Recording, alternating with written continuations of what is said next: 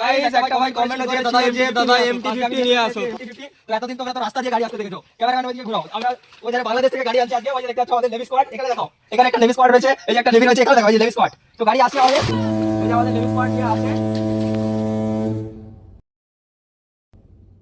এই দেখতে পাচ্ছ আমাদের কিনারা সামনে এসে গেছে গাড়ি।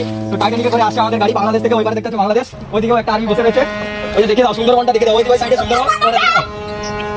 তো গাইস আমাদের ফাইনালি গাড়ি এসে গেছে সামনে গিয়ে।